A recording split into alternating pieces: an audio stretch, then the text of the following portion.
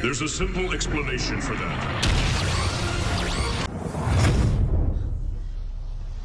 Hey, guys. Can I just say, I mean, this is already a few months ago again, but I watched the new, or at least at this point, not so new, Power Rangers show anymore. Because I'm actually a huge Power Rangers fan and I've seen a lot of seasons, and I gotta say, this new season was really good.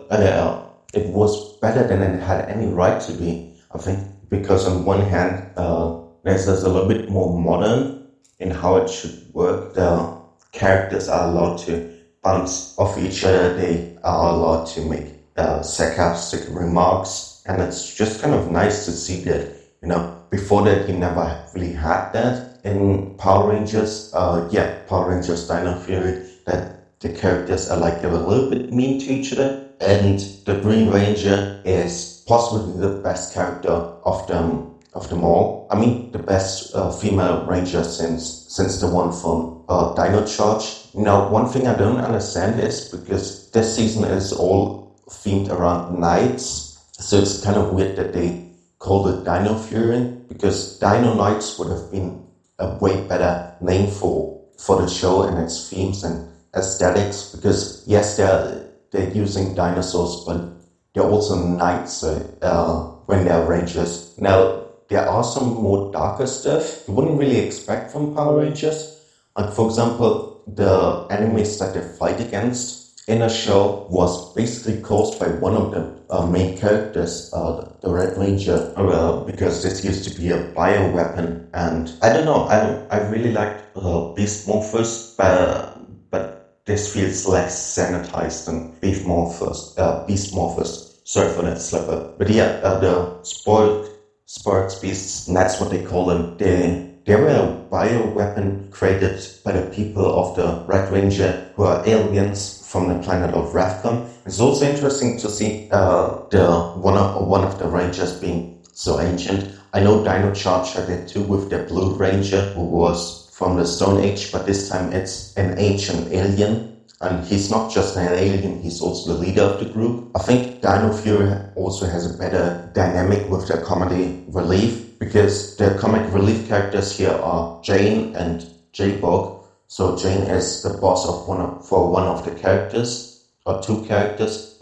She's Amelia's boss, who's the Pink Ranger, and also Javi's boss, who's the Black Dino Ranger. But it's a lot of fun to see them because they are quite talented in physical comedy, and it's just fun to see. But like I said, the darker stuff of the half is that Ravcon was responsible for the Sports Beasts, and they were fighting a losing war against the Sports Beasts before they just moved on to another planet, which is Earth now.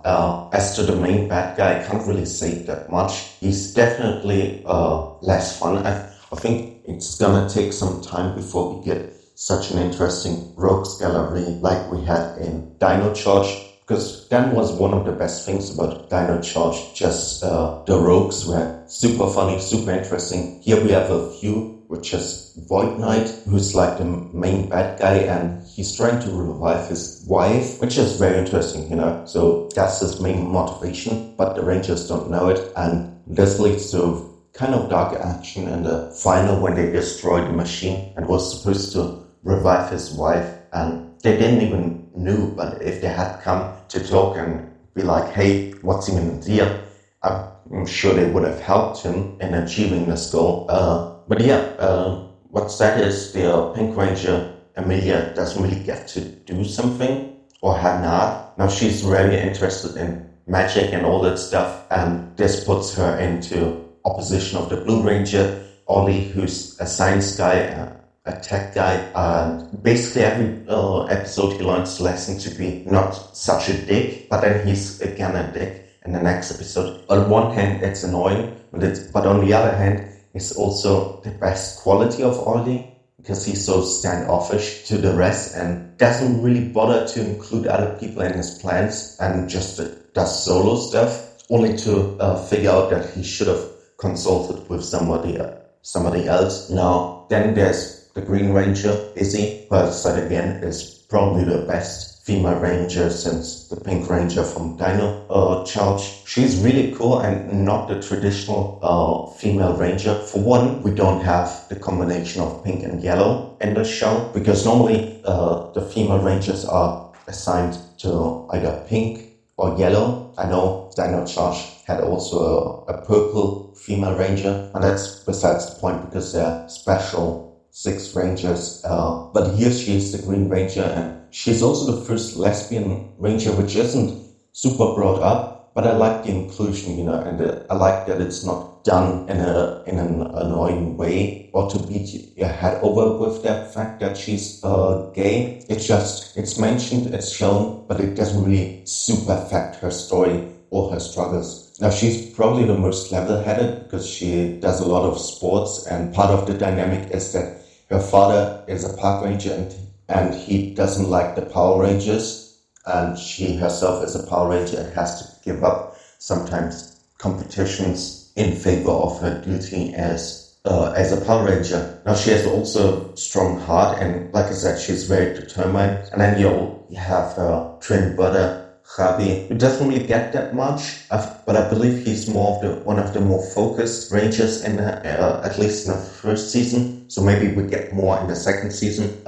Zato, the Red Ranger, is an interesting case because on one hand he's very aloof, but he also takes his job very serious, and it's kind of cool because he was on Earth when there were no humans, and now he's in modern times and he's awakened and he has to adjust to the fact that everything's different. And later we get the 6th Ranger, the Gold Dino Fury Ranger, Ion. And I like Ion. He's in a bit of competition to Zato. He wants to be the leader, but he's also kind of fame hungry. And again, we have a more selfish ranger similar to Ollie. But I like the character dynamics. I like the costumes, except the helmets maybe. The helmets look very heavy and kind of weird. I also like the different Zords. And one thing that I don't really like is the morphing sequence. It's always very long and kind of goofy to look at. But again, this doesn't take that much away. Although I really feel like Dino Fury is its own thing and more adjusting to the modern times of Power Rangers, and that they should go more into that direction. It's interesting to see which Sentai they will adapt next after they wrapped on Dino Fury. But I really would like to see a second season or even a third season. But as we all know, Power Rangers, the modern shows, only last for 2 seasons before they move on to the next one. But yeah, this is gonna wrap up this video, and I hope you liked it, and we see us in another.